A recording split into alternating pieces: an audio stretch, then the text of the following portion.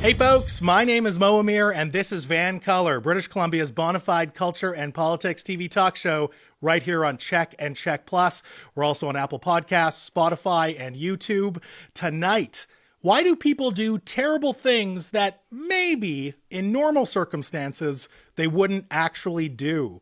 Investigative journalist Sarah Berman and criminal defense lawyer Kyla Lee will join us to discuss, but first, we're joined by a Canadian television and radio icon. You know him as The Temp from his Much Music days, or as the former co-host of ET Canada. He is currently the co-host of Z Mornings on Z 103.5 FM in Toronto. Here tonight via internet magic, the ageless optimist. He is Rick Campanelli. Rick, what an honor, man. Thanks for being here tonight. Yes.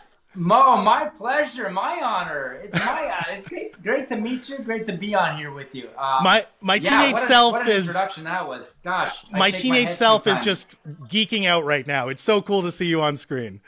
Thank you, my man. Nice to meet you. I love talking about the old days. So if you were a teenager getting into Much Music or whatever and I was there trying to put a smile on your face, well, you just put a big one back on my face.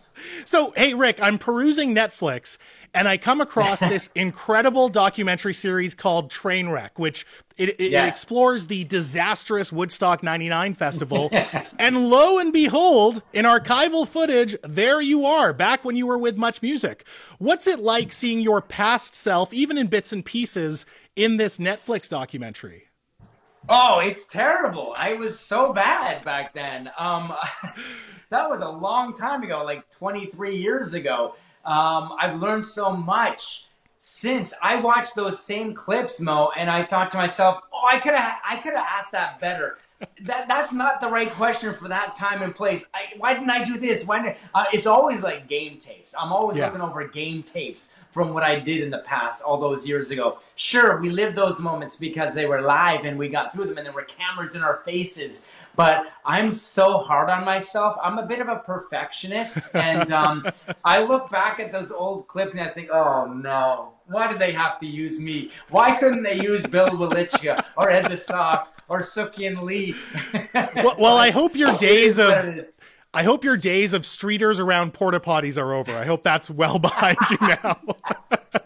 Well, I'm 52 now. I hope they are. I hope they are. So, Trainwreck, this documentary, it documents how the lofty expectations of this modern hippie love-in deteriorated to violence, including sexual violence, completely antithetical to what the organizers had advertised. Based on your experience covering big events and festivals, what are the conditions where so many people in one place become so toxic and violent and angry? Well, it was a combination of many things that weekend. You got the biggest bands in the world. James Brown kicked off the show in 99, and I'll never forget that. The Hit played that show. Alanis Morissette was there. The list goes on and on.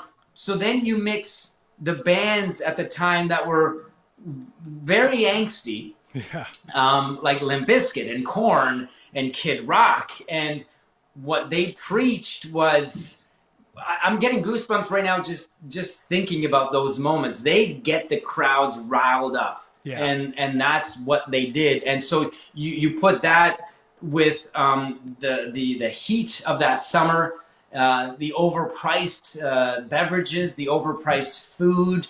You mentioned earlier the porta potty situation. That you don't wish that on your worst enemies.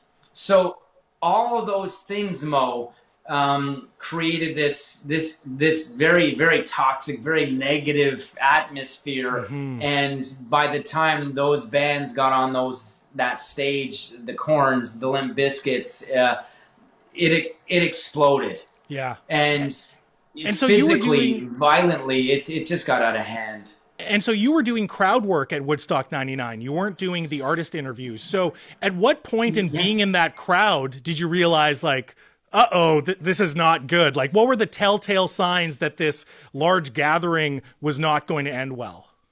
Well, Mo, my second home is a mosh pit. I love mosh pits. I always had a good time in mosh pits, peaceful times. You take a fall, you take a bump here and there, but I put my hand up in that meeting that day, and I said, "Put me out there with the people." Sure, I would have loved to have done the interviews, but I wanted to be out there. I lived in the mosh pit back in the day because when I went to shows, when I went to concerts, the Pearl Jams, the Nirvanas, the Nine Inch Nails shows, I was living in those pits. So I felt at home. And for the first few days, it was all peace and love. It really was. Mm-hmm. Until things weren't peace and love anymore. And that was the buildup, like we talked about, although a combination of all those elements that just, kids weren't standing for it anymore. And, if you shove things down a person's throat long enough that they don't want, they're going to rebel. The mosh pits got more out of hand.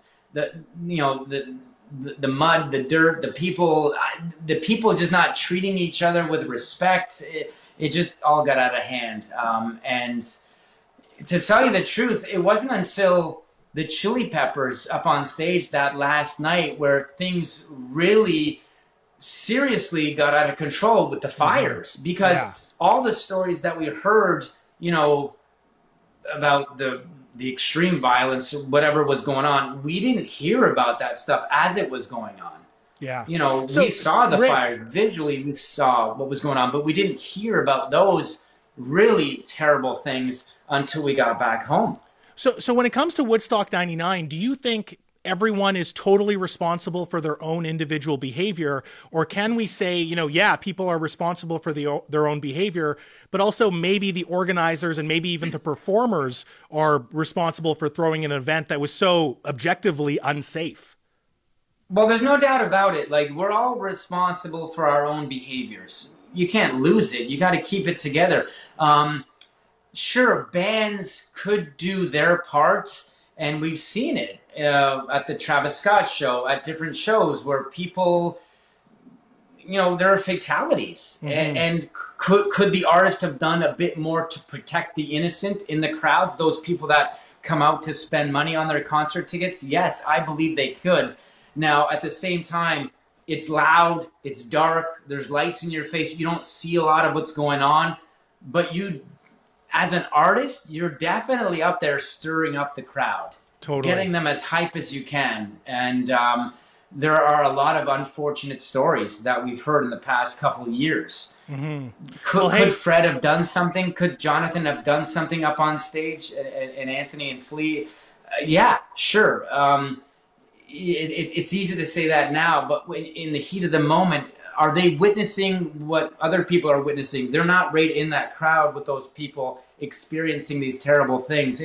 It's really tough to say. I can't speak on behalf of the artist, but I know in my mind more can be done as an artist. Totally. When you're up on that stage to keep everyone safe. Well, hey, Rick, I know one thing for sure. You are a legend, and I appreciate your time tonight, and I appreciate your firsthand reflections. Next time I need a correspondent from Toronto, I can count on you, right? And, my hands down. Next time I need a better back. I'm looking at your backdrop right there, man. Yours is exciting. It's interesting. I just got this white wall. You got the hostage situation going on. I am in the basement. That's for sure. Rick, thank you so much, brother. Good, Folks, anytime. That was the man, the legend, Rick Campanelli. Now stick around because after some business, it's been nearly 10 years since authorities arrested and charged John Nuttall and Amanda Korody for conspiring to bomb the BC legislature. A jury found them guilty, but the verdict was never entered. Now, the couple is suing the RCMP. But why weren't they found to be criminally responsible after explicitly expressing their desire to carry out terrorism and after they themselves planted bombs at the BC Ledge with the intent to kill? Investigative journalist Sarah Berman will explain up next. I'm Mo Amir. This is Van Cullen.